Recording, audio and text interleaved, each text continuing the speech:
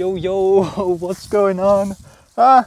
Oh god, the wind's giving me an afro. So today I'm going to be trying to come up with another location for my animated film, Big Mountain. So just for context, the film is roughly about this big race up a huge mountain. We established in previous episodes that the race starts in a small village that I've yet to name, but this village is situated on a little hill and it's attached by this huge bridge to the base of this giant mountain. And so the race starts with all the competitors making the trek across this huge bridge where they'll meet a big long staircase that will go up the mountain, and eventually they'll reach this bamboo forest. But that's a little bit boring. Currently the first part of this grand adventure is just walking up a really long staircase. So today I want to come up with a setting that will go in between the bamboo forest and this long staircase. So I want to keep the staircase in the equation, but I don't want it to be as long, and I want it to slowly transition into some other setting. Anyway, I'll explain more about this as I'm doing some drawing. So without further ado, let's go. Oh.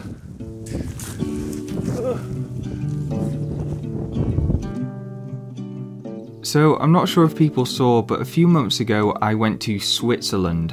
Now when I was there it was very snowy and I loved it because I love snow. But one of the things which makes me want to go back there in the spring or the summer maybe is that I've seen pictures of the meadows there. And I quite like the idea of my main characters travelling through these big grassy fields filled with wild flowers. So I thought this would be the perfect location to put in between the steppes and the bamboo forest. It also just helps in terms of making it seem like the characters have travelled more distance, because the mountain in this film is supposed to be huge and a real challenge to climb, so it should really take more than just a day to reach the bamboo forest, I think.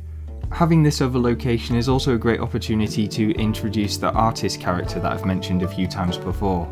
I've decided to call him Mr. Watanabe. He's this kind of wise sensei figure who joins the main character Alvar on his journey, initially with the intention of using him as like a model to study for his artwork.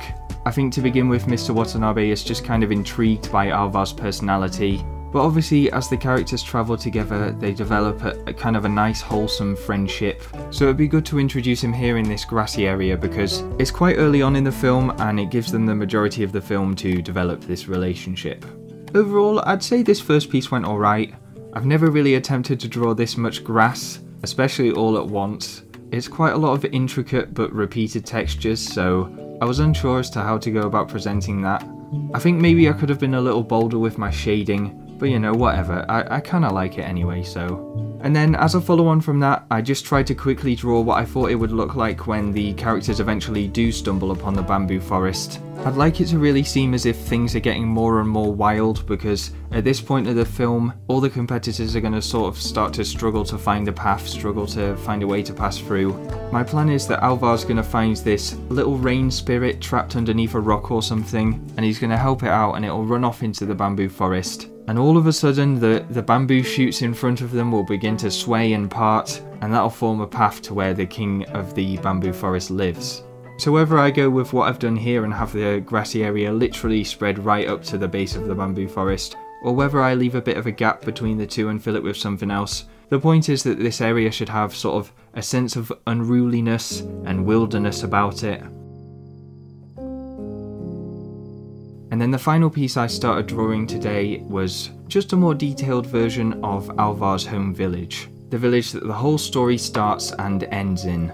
I have made several attempts at this before. I didn't have a drawing tablet at the time though, so it seems right to do it again. Oh my god though, I was not quite prepared for how difficult this would be.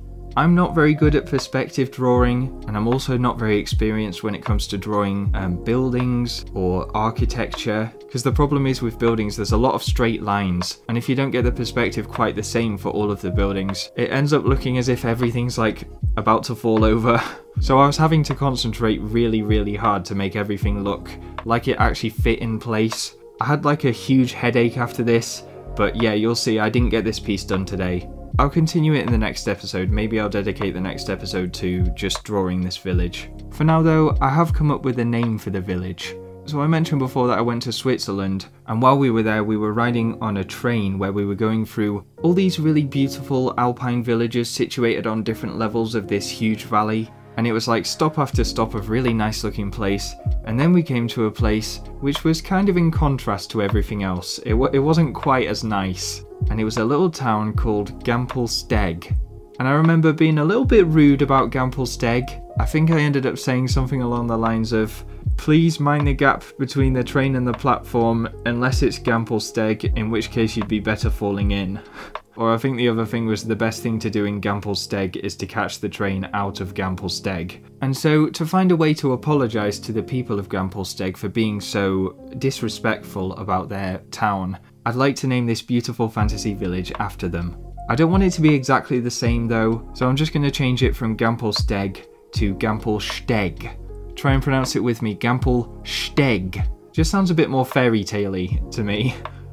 So yeah, at least if Gampelsteg isn't nice in real life, the fictionalized version of Gampelsteg is much more idyllic and beautiful.